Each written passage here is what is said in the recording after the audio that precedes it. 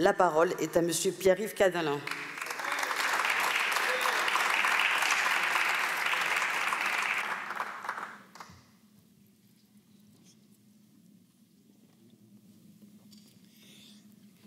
Merci Madame la Présidente. Monsieur le Ministre, vous êtes perdu. Votre politique est un désastre complet. Partout, vous nous laissez des ruines, mais persistez à vouloir y voir d'élégants et gracieux monuments. Quelle n'a pas été ma surprise la semaine dernière, en écoutant à la conférence des Nations Unies sur l'océan le discours de notre ministre des Affaires étrangères. Bravache, hardi, plein d'allant, je lui ai presque trouvé des accents révolutionnaires. Je cite: « Au moment où le multilatéralisme est contesté, au moment où les institutions qui en sont les gardiennes sont fragilisées, entrons en résistance.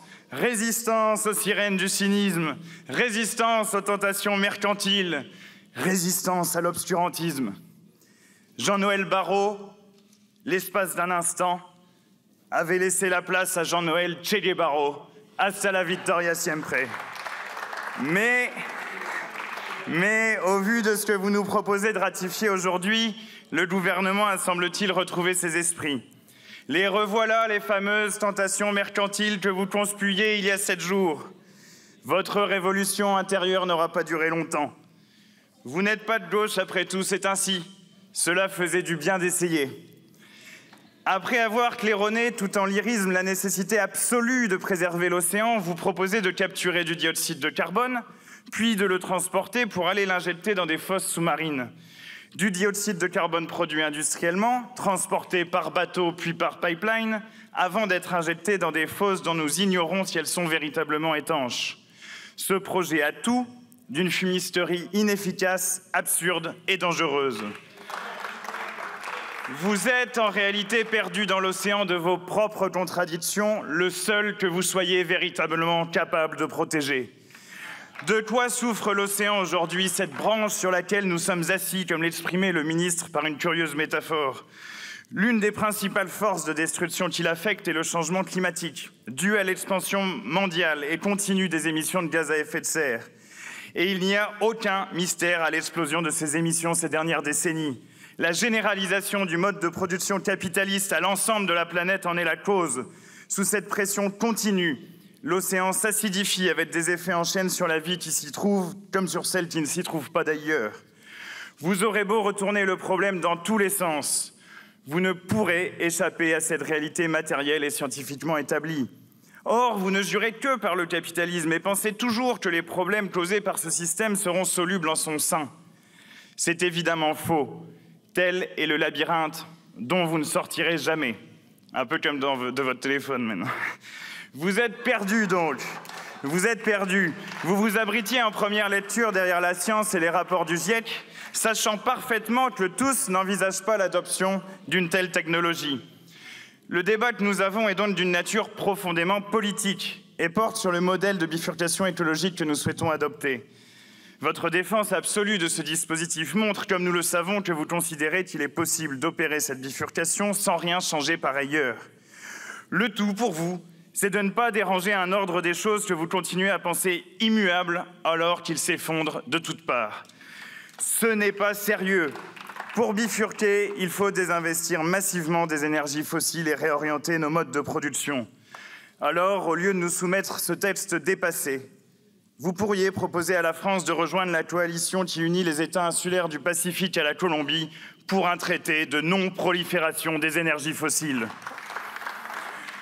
Vous êtes perdus. Vous ne vous rendez même pas compte que les dispositifs que vous défendez ne fonctionnent pas. Depuis les années 1970, l'industrie pétro-gazière, dans laquelle ces techniques de capture et de stockage sont nées, n'a jamais atteint les objectifs de capture affichés. Jamais.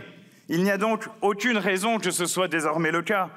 La société Climeworks en Suisse promettait en 2017 d'aspirer 1% du dioxyde de carbone mondial d'ici 2025.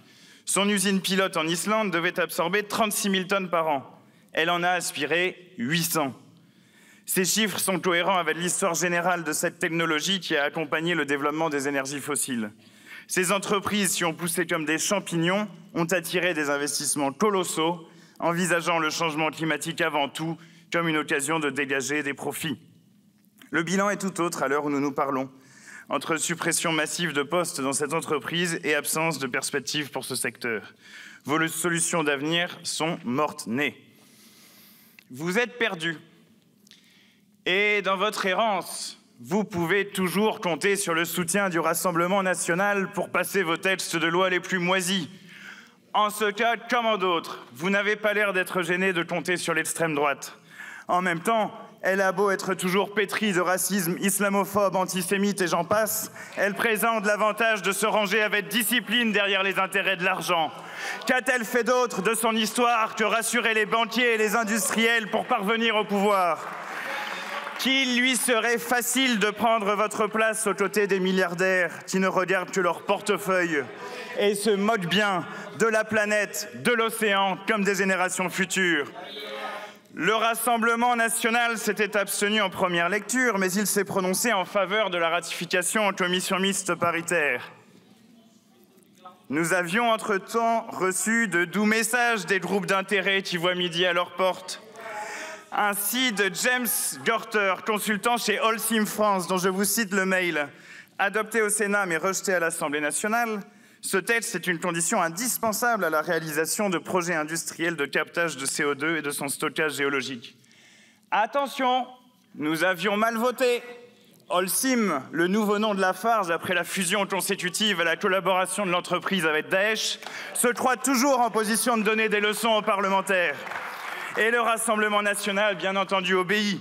L'extrême droite entend toujours la voix de son maître, comme Jordan Bardella à quelques jours des dernières élections législatives, qui balançait par-dessus bord les quelques dispositions sociales de son programme. Messieurs et mesdames les députés d'extrême droite, Lafarge vous remercie. Vous êtes perdus et vous ne vous rendez même plus compte de ce que vous mettez en œuvre ou en parole. À Nice, toujours le ministre clamait vibrato dans la voix. Face à l'immensité de l'océan, nous sommes tous égaux, tous responsables, tous concernés, tous dans le même bateau. Allez donc dire cela aux Palestiniens qui meurent sous les bombes, aux enfants estropiés qui meurent de faim. Allez donc leur parler de ce bateau commun, vous qui ne faites rien pour que cesse le génocide. Pire, vous avez décidé, sans consulter aucun parlementaire, de changer la doctrine internationale de la France, en acceptant le principe de la légitime défense préventive, la porte ouverte à la guerre généralisée. Si un pays se sent menacé, il a le droit d'attaquer, la France le défendra. Je ne sais pas si vous imaginez la boîte de Pandore que vous ouvrez. Pour l'océan comme pour la planète, la guerre est la pire des catastrophes. Les mots prononcés à Nice sonnent terriblement creux au regard de vos prises de position irresponsables et déraisonnables. Votre obstination à vouloir nous faire ratifier ce texte s'inscrit dans la même dissociation entre votre politique et la réalité. Vous êtes aussi insensible aux souffrances des Palestiniens qu'aveugle à la destruction massive de l'environnement en mer comme à terre. C'est pourquoi vous ne pouvez comprendre le lien intime qui a conduit Greta Thunberg aux côtés de notre camarade Rima Hassan, de la lutte contre le changement climatique au combat contre le génocide en cours à Gaza.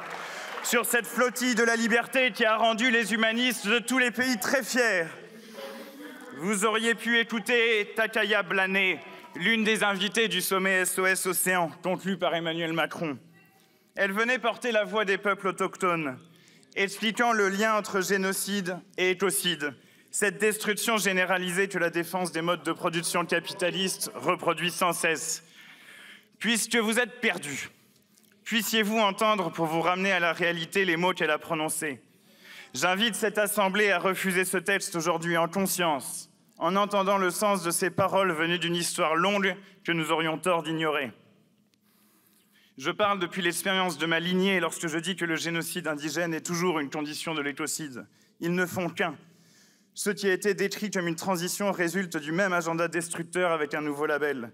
Le colonialisme est le carburant du changement climatique et non la solution. La plus urgente des solutions pour le changement climatique est d'en finir avec les conditions du génocide indigène et les conditions de l'occupation. J'honore les femmes indigènes et les défenseurs de l'eau de par le monde qui se battent pour leur futur. Je dédie mon chant aux femmes indigènes et à la jeunesse partout sur les lignes de front du génocide et de l'écocide. Je dédie mon chant aux femmes de Palestine et à la terre nourricière. Je vous remercie, monsieur le député.